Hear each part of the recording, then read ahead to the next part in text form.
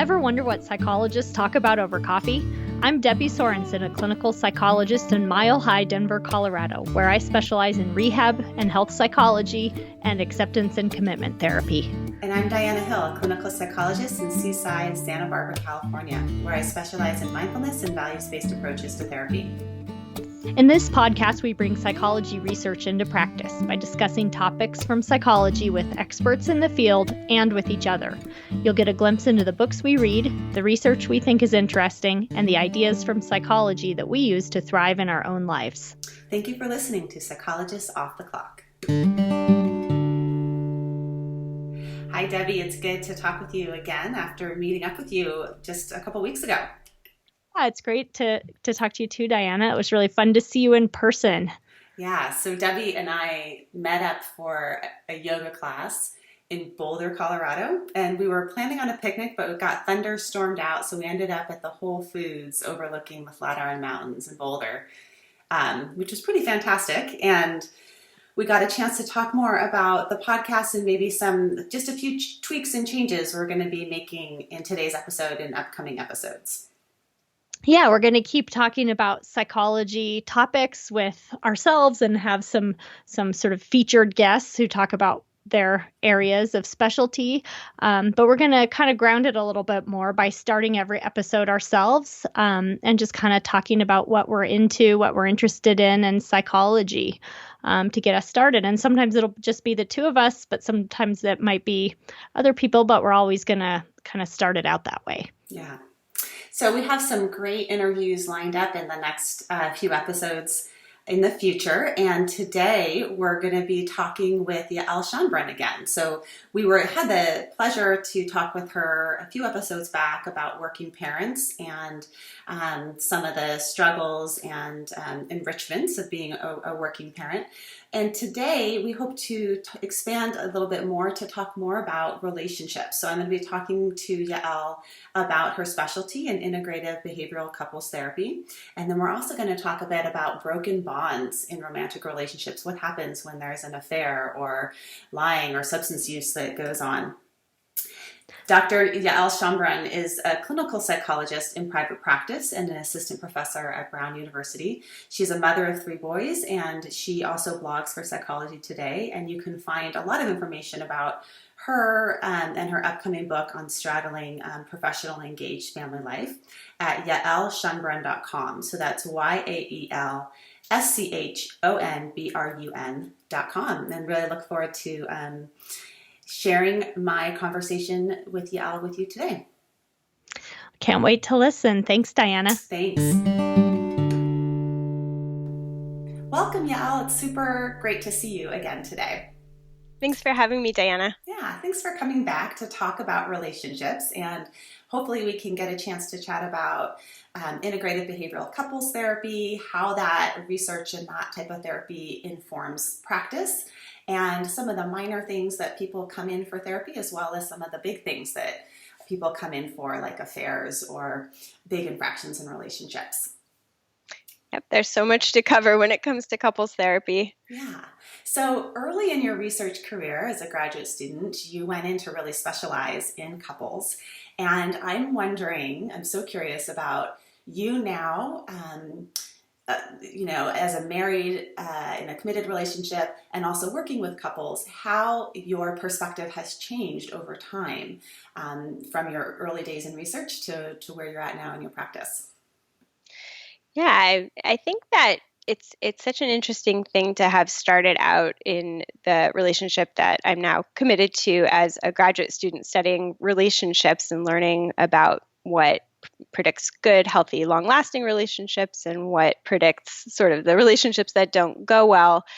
And I definitely think that my perspective has changed a lot just in terms of understanding really how hard relationships are from a very personal standpoint. I'm lucky enough to be in a good relatively healthy, functional relationship. And yet, pretty much on a daily basis, I experience challenges, whether it's getting caught up in my own personal narrative or frustrations, or getting caught up in emotions and, finding myself falling into common behavioral patterns that I see all the time in the therapy room, even with a lot of expertise in how to help couples do better, it feels nearly impossible not to fall into some of those behavioral traps myself.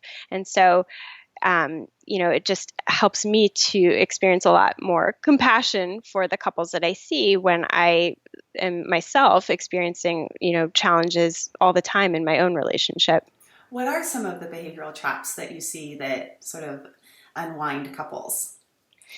Yeah, so I am a mother with young kids, and my husband is a father with young kids, and we, are often tired and stressed out. And one of the common things that happens is people, when they're stressed out, feel like they need support, and we get caught up in a narrative of wishing that our partner would be more supportive, and then falling into behavioral traps like accusing or blaming our partner for not being there and supporting us sufficiently so that we were having an easier time. And as a parent with young kids, I think that one is just really common and nearly impossible not to get caught up in. And what's so useful about my training and my practice is that I'm able to say, oh, like there, I'm doing that thing that all parents with young children do. It doesn't make it not happen, but it does help to give me some perspective, and certainly helps to give me a lot of compassion for myself and my partner as we're going through it. So, and maybe we can talk a little bit about behavioral therapy and how the type of therapy that you do would address some of these issues that show up between couples.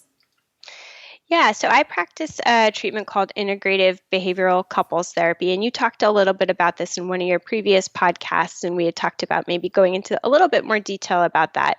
But Integrative Behavioral Couples Therapy integrates change approaches to teaching couples to do things differently with acceptance approaches. Um, and the idea there is that there's some things that are not possible to change, and also that when we come in expecting change from our partners, that we're sometimes met with frustration because our partner may dig their heels in or may not otherwise be able to make changes in the ways that we want. And kind of similar to what I was just mentioning too, there's certain circumstances where for example, a parent with young kids may want more support, and it's really hard for the other parent to meet them with that kind of support because they're also taxed to such a high level. But integrative behavioral couples therapy is sort of built on this premise that there are some things that are really difficult to change, and sometimes too that there's just differences between two partners that can't be reconciled. And so the emphasis on acceptance is really important and sort of a central feature of the treatment. So the idea of acceptance is that rather than just pushing for change, we learn to understand and tolerate the differences between us and our partners from a place that recognizes that the differences can be a part of a larger picture, and that there can be silver linings to those differences, and that pushing for change may actually create new problems as opposed to learning to kind of soften our response to those differences. And so I don't know if at this point it would be helpful to talk more about the ins and outs of IBCT, or if we What should. does it look like in terms of in the therapy room? Yeah, so often I start with a very intensive evaluation, and what is important to sort of learn about the couple is, what's the nature of the kinds of things that are creating problems. Like we talked about in the beginning, there's such a range of things that brings couples into the therapy room, right? There can be minor transgressions that build up over time, with this idea that, it's sort of the little things, and eventually there's a straw that breaks the camel's back. Or there can be much larger transgressions like affairs or substance use. And I know that we'll talk about some of those things later. So doing a thorough assessment of sort of what it is that the couple is struggling with, learning what their differences or incompatibilities are. This is a common thing that brings couples in. So frustration over, one couple being one partner really wanting to express love through sexual intimacy, whereas the other partner wants to express love through verbal affirmation.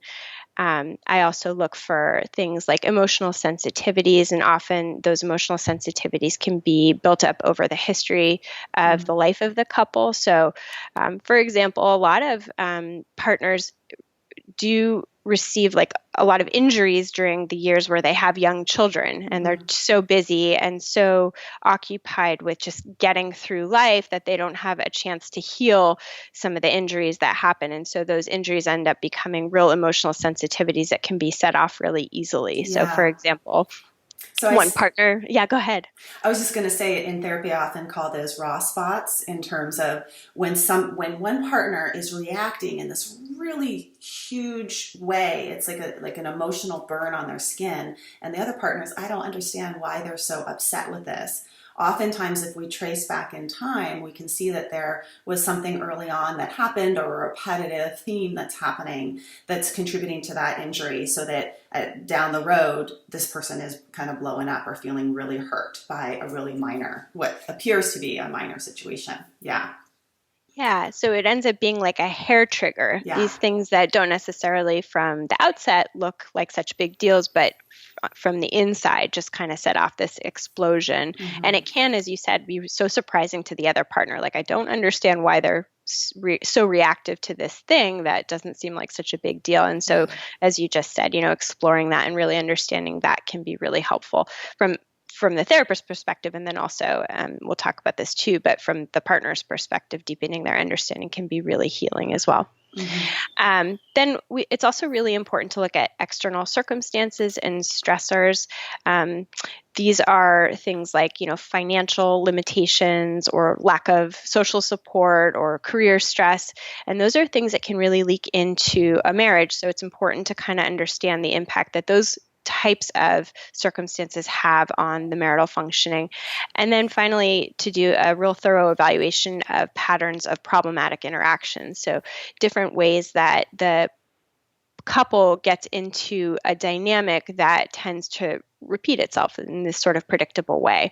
So there are certain arguments that couples will find themselves having over and over again, and they can't figure out how to exit that loop. They keep finding themselves in that loop. So understanding sort of what that loop looks like, what is that dance that they're doing, and then deepening the understanding of why it is that they're doing it. So that's really what I look for in the assessment.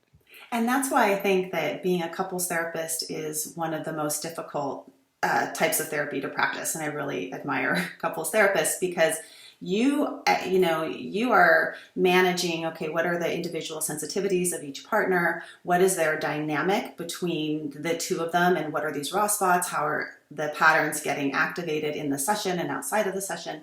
And then there's also, I think, something that I see more and more, which is my own internal reaction, and how is that getting activated as well as the therapist. So navigating and creating a formulation of the couple on the fly is really challenging, I think, as a couples therapist.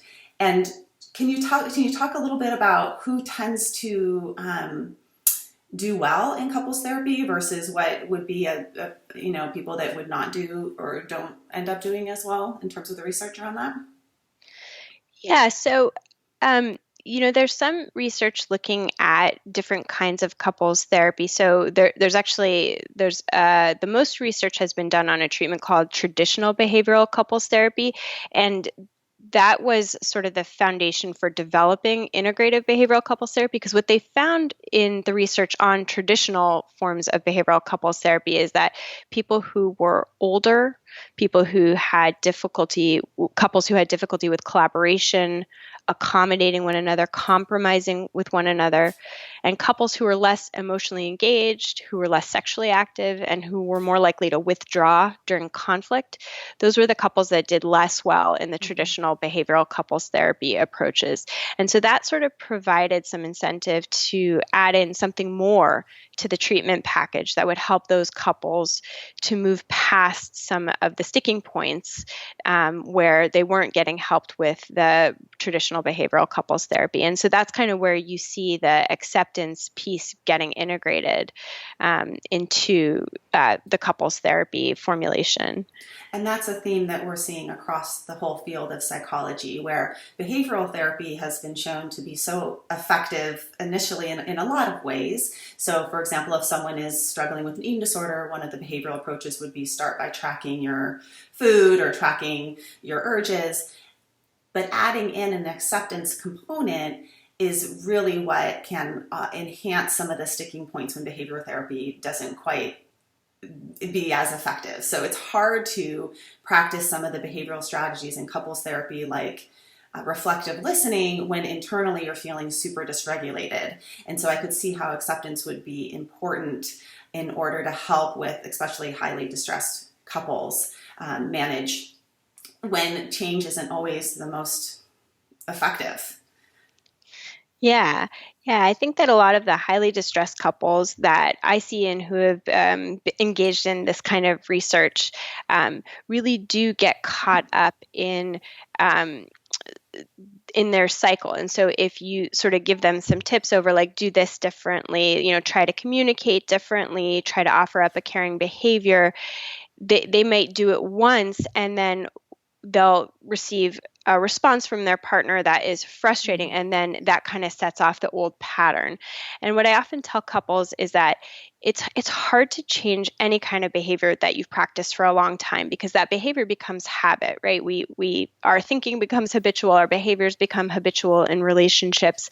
And so and it's at least doubly hard to make changes to behaviors in relationships because there's two people that are setting off a reflexive reaction. So if I change, but my partner does the same thing, then I'm going to say, why am I working so hard? I'm just going to go back and do the thing that's easier. And I might not even consciously say that. I may just reflexively respond because that's how I'm used to responding, because I may feel that they're attacking me. And so I need to defend myself. And so you see couples really falling back into old habits very easily. And the acceptance piece really is useful because it allows people to focus less on the other person and to refocus more on themselves, and to open up a little bit more to imperfect behaviors, both from themselves and from their partner. And then also, I think most importantly, to develop compassion, both for themselves and for their partner, not only in how hard this is, but in understanding why it's so hard. One of my favorite homework assignments to give clients or couples when they come in, when they leave at the end of their session, is I say, this week what I want you to do is focus on what is it that you're going to accept in your partner, and what is it that you're going to change in yourself? Because oftentimes people come into therapy with a long list of what they would like their partner to do differently. And if we shift the attention to what is it that I'm working on changing in myself, and what am I accepting in my partner, then if we're in the tug of war, that we are often in our relationship, it means that we're both dropping the rope at the same time. And it doesn't work if one person drops the rope before the other person in that tug of war. So how we can both drop the rope at the same time is practicing acceptance of each other, and then also trusting that the other person is going to keep on doing some work to change themselves. And ultimately, that's the only way that change can happen. Yeah, I love that analogy of dropping the rope at the same time, because it is one of those things where, you do have to kind of lean into your partner to do this kind of work. But the reality is it's really hard for people to do because it's scary. I mean, oftentimes people come in and they're really hurting. And so this idea of leaning into your partner when you're hurting, when you feel that you've been hurt by your partner, can really be terrifying for people, right? It makes them feel quite vulnerable, particularly in the cases where there's been like a recent trauma, like the discovery or disclosure of an affair. That can be a really difficult time for people to drop the rope at the same time. And yet it is so critical, because otherwise, if one person drops the rope, the other goes flying, or they just end up, at a standstill, at an impasse with one another. Yeah, so let's talk a bit more about affairs. And I was really kind of sort of shocked to find the rates of affairs in what's been reported as heterosexual married couples. And what, some of the statistics are is that about 90% of individuals will be married by the age of 49. And 20 to 40% of heterosexual married men and 20 to 25% of heterosexual married women will have an extramarital affair in their lifetime. And rates of infidelity occur across cultures.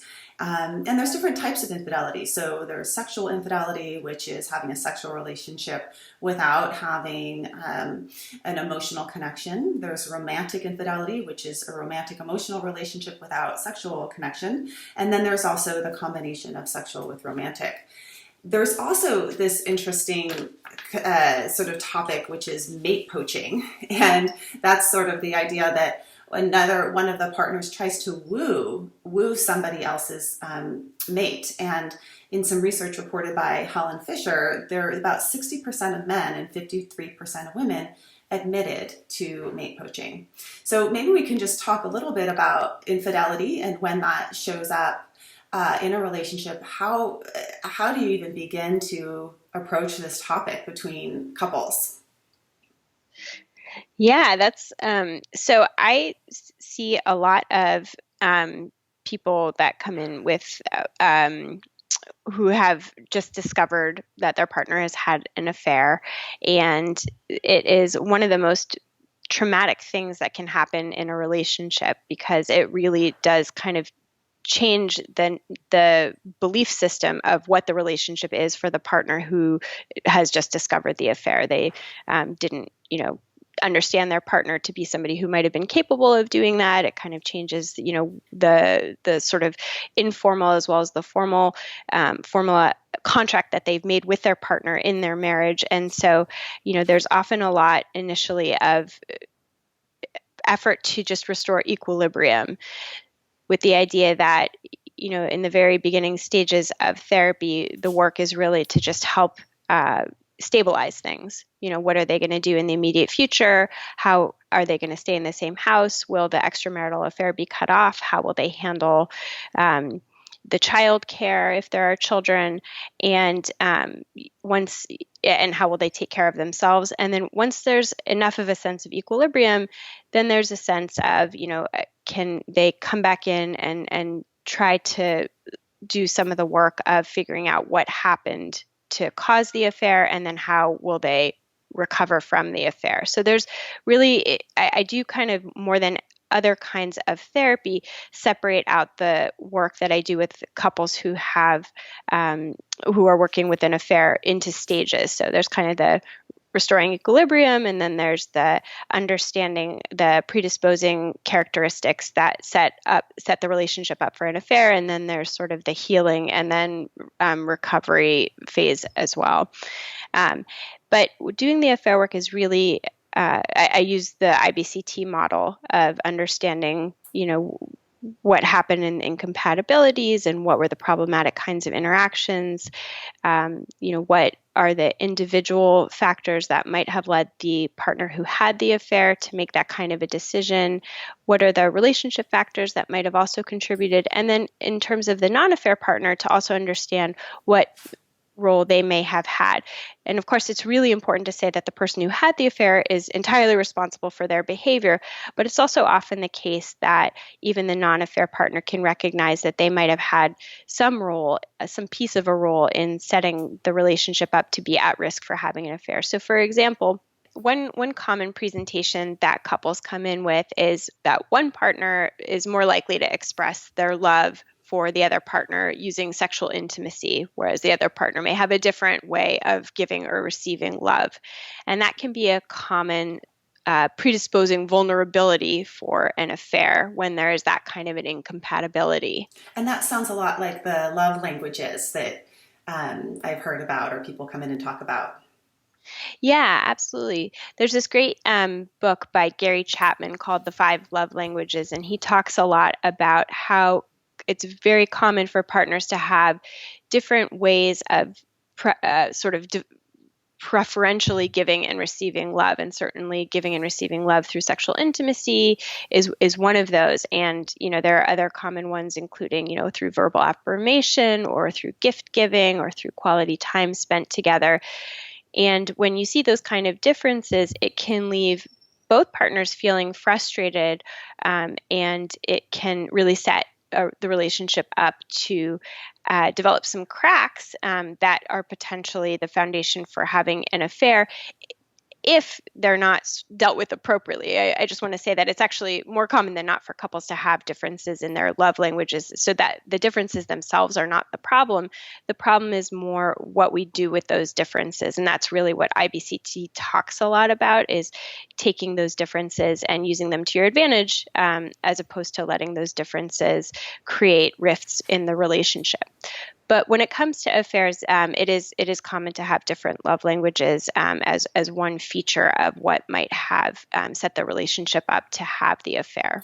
And I can put a link to a little self-test of the 5 love languages on our website, because I think it's really actually interesting and fun for couples to fill out the questionnaire and figure out what their love language is, and look at those differences. And then maybe you can also tailor the way that you approach your partner based on that. Like, for example, I know for myself, I'm a big gift giver. If you are my friend or a family member, you know this about me. I love giving gifts. But what's interesting is that for me, receiving love, I actually receive much more love through appreciation. So it's an interesting getting a little bit more specific around what is it that your partner really gets filled out by, and how you can tailor or change. Again, what can you change in yourself? Change some of your behavior so that part of them gets filled. Yeah, absolutely. And so when you're doing this kind of an exploration with a couple who's recovering from an affair, who's, perhaps not even yet recovering, but just trying to understand, what might have set them up to be at risk for an affair, it is really useful and sort of clarifying to develop that understanding, both of them, each partner developing an understanding of themselves and of their partner. And it's sometimes really surprising for the couples who come in after an affair to realize, oh, it wasn't just that my partner wanted sex, that was him or her showing me love and affection. Mm-hmm. And I really took it as, you just want me to, gratify you, as opposed to, you're expressing your love for me. And so I think that quiz is really a really lovely thing. I agree to fill out, and I'll give that sometimes to the couples that I see as a homework assignment as well, because I do think it can be really clarifying in terms of deepening one's understanding of oneself and one's partner. I also really like some of the work by Esther Perel, who's a Belgian psychotherapist, and she's written quite a bit on sexuality and committed relationships. She has the book out, Mating in Captivity, which I found really a really good read, and one that I've recommended to some clients. And then a new book out that I've yet to read called A State of Affairs. I think it just came out very recently. And yeah, I think that's right. Yeah. So what I like about her understanding of affairs is that she talks a lot about sort of this balance between, in a committed relationship, there's a lot of predictability and safety and efforts to really feel comfort and sometimes even closeness. But what can get lost over time is, in a committed relationship, is more of the adventure and freedom. And sometimes affairs are a result of not having enough space for one of the members to, or both members to, experience that adventurous freedom, or even just the parts that she talks about that oftentimes in an affair, the member that's having the affair is going out to seek out a part of themselves that they feel like that they've lost in their relationship. And that actually gives sort of a context within you could even talk less specifically about the details of what happened in the affair, and more about what were you looking for in the affair that maybe is a part of yourself that we need to also nurture and grow within this relationship. Yeah, absolutely. And one other interesting piece about this idea of closeness and intimacy is that it's often the case that that's an area of difference for partners as well, that one person may crave a lot of closeness and intimacy, whereas the other partner is more comfortable with a bit more independence. And sometimes that mismatch can be a little bit of a setup too for frustration, or even, can be a part of what may cause the affair. At least one small piece of it. Because if one partner is really inclined towards having a lot of closeness and intimacy, they may sort of create a situation where the other partner feels a little bit suffocated and may be looking for something else to kind of, for some excitement or for some air in some other, way. And that may be, if they're not talking about that difference in a way that allows them to sort of deal with that as an issue together, then that can be a setup for some kind of a betrayal. And so I think this idea of, too much closeness and intimacy is real, but it really does vary from person to person exactly how much closeness and intimacy is too much versus what amount is the right amount. And again, that may be something that each couple has to sort out the balance for their unit, because even within their unit, there may be differences in what is ideal for each of them. And so they have to kind of find something that feels like an equilibrium for them together. Mm-hmm. I also think that there's a decrease in maybe bidding for each partner over time. So sometimes that shows up in the therapy room when I'm working with couples where there's been an affair, where in the beginning of the relationship, you can really identify. One of the first questions I ask couples when they come in is, what was it that attracted you to your partner? How did you meet? And then in the beginning, that aspect of their partner is really fun and exciting, and there's a bid for more of that. There's a bit of a mystery. So say a couple met at a party and one member of the couple was playing guitar. So there was a mysterious element to that that member that over time gets lost in just the dynamics of the relationship, and there's less bidding for affection, there's less appreciation of those aspects of their partner. And so reorienting or helping people reorient to those reasons why they got connected in the first place and how to reinforce that in each other, or even notice it in each other throughout the day. Because that's also part of the, I think in couples there's either too much distance between them, or sometimes there's not enough. And finding that balance so that your partner still has a sense of mystery, or there's an aspect of the individual in the relationship independent of the relationship itself. Yeah, and I think that's definitely what Esther Perel gets at in a lot of her work, is that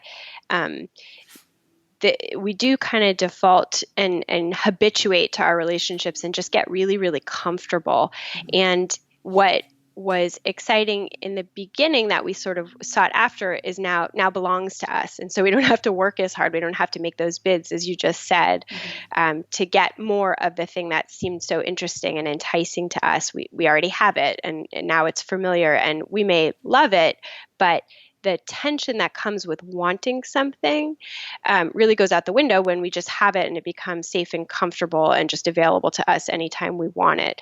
And so then it becomes this really interesting question of, how do you build in some of that tension, some of that desire when you're with somebody in a relationship that is stable and committed? And I think that it's not hopeless, not anywhere close to hopeless. I think that the answer is really, it requires some effort. It requires some effort to stay interesting. It requires some effort to insert some intrigue or some mystery into the relationship. And that one of the problems with long-term relationships is that we often expect them to operate on autopilot. There's this myth that if you found the right person, it should just kind of work. Mm-hmm. And for most healthy relationships, that isn't quite true. We need to put in effort and energy, just like if we have a beautiful plant, we need to make sure we water it and prune it and monitor it. All things that, are alive require some care and nourishing. And I think that's really hard for new parents and working parents, or people that are really involved in their careers, right? Because I think for women in particular, what gets lost first is their relationships with themselves, and then the relationship with their partner, and that, and it kind of is this how do you have enough space and time to cultivate all these gardens, right? Because there's a lot of gardens that you're trying to water at the same time. And so that's where, when you were talking about in the beginning about compassion for your clients, I've really noticed that, as I've had my own struggles and my own life experience, I have a lot more compassion for couples that come in, and just the common humanity of how do we do this? This is why divorce rates are so high. So yeah, it's a challenging thing to keep on putting energy into our relationships, but it's also, we expect a lot from them. And so we do need to put some of the energy in so that we can have them last a long time. Yeah.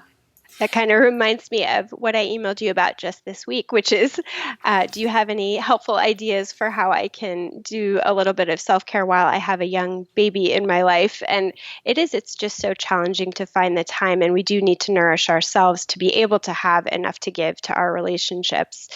And the other thing that got brought into my mind by what you said is that, we live in an age where we really do just expect a lot from our relationships, whereas centuries ago, marriages were really built for economic safety and familial ties to be in place. We now really expect marriages to fulfill us sexually, personally, professionally, familially, right? We're living further and further away from our families. We don't have as much religious community involvement as we used to, sort of as a society.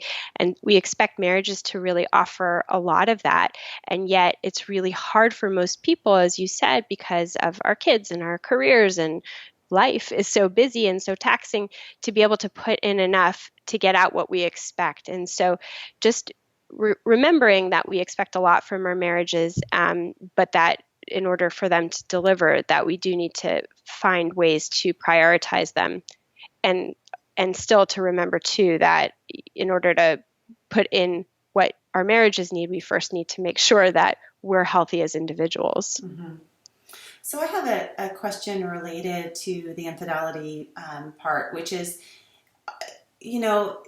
one, is there an expectation that if, as a marital therapist, that your outcome is for not a divorce not to happen, to avoid or prevent divorce?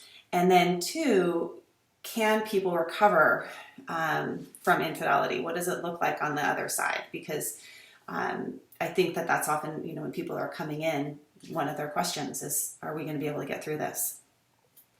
Yeah, so I'll answer the second part first, which is that people absolutely can recover from infidelity. There's research supporting that, and I've certainly seen it clinically in my therapy office as well. And what's sort of surprising is that it's sometimes the case that affairs offer this wonderful opportunity to return to the marital foundation, right? The marriage kind of fractures in this major, very painful way.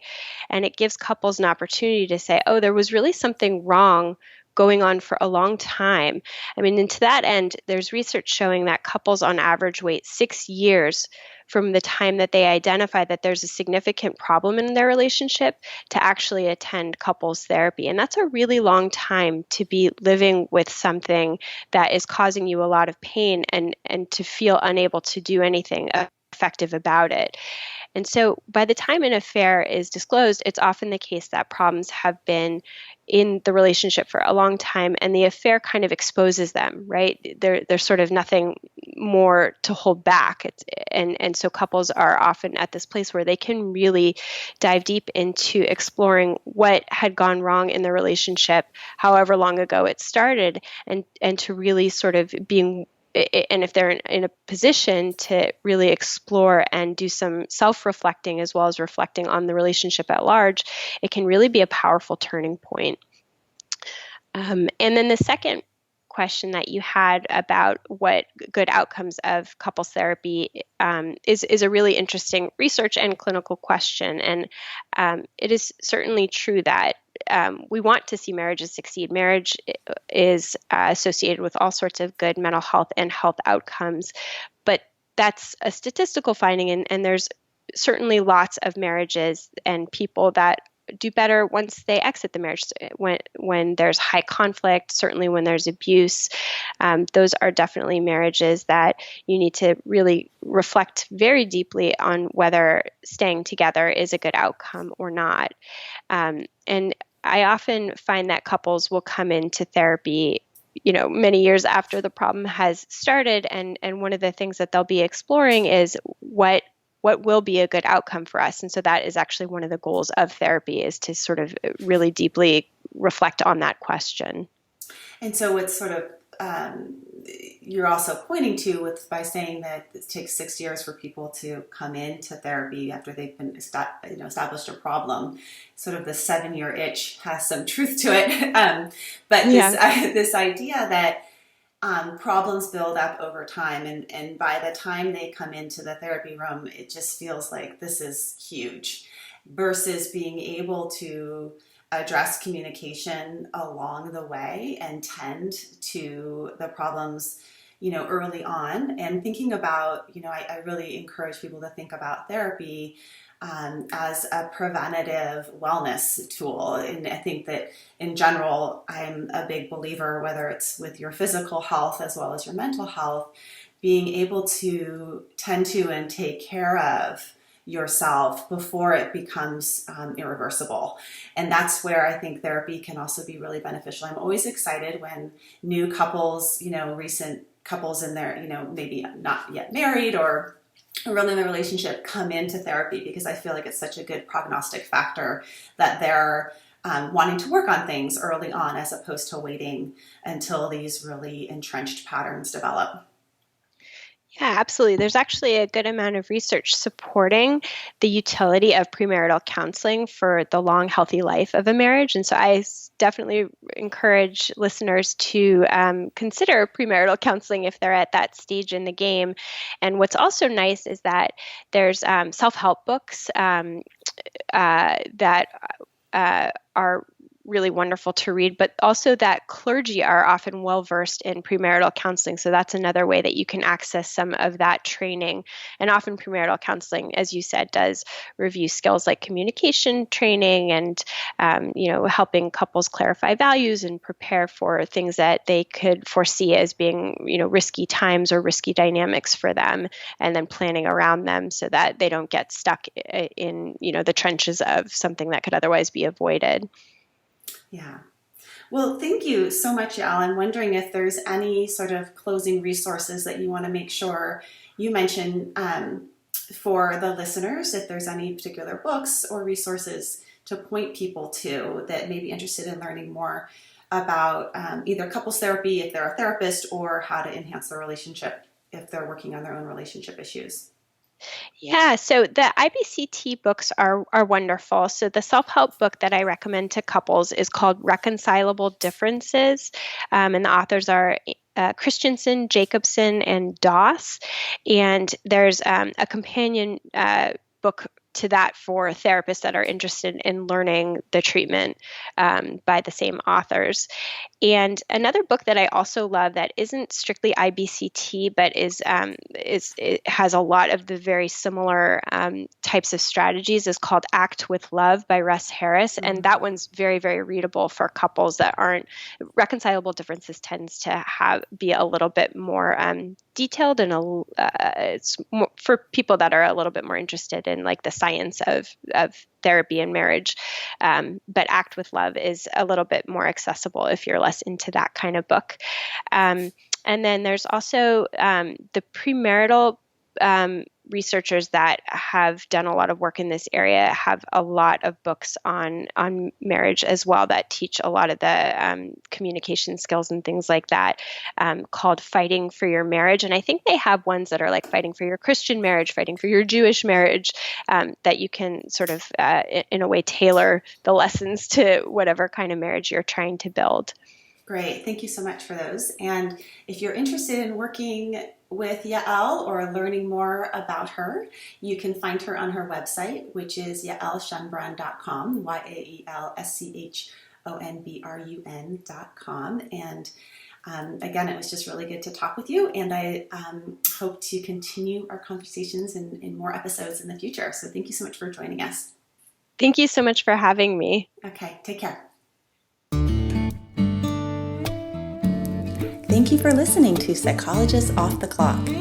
You can find us on Twitter, Facebook, and iTunes. You can also find us at www.offtheclockpsych.com. That's offtheclock, psych.com. Music by John Gu and Susie Stevens.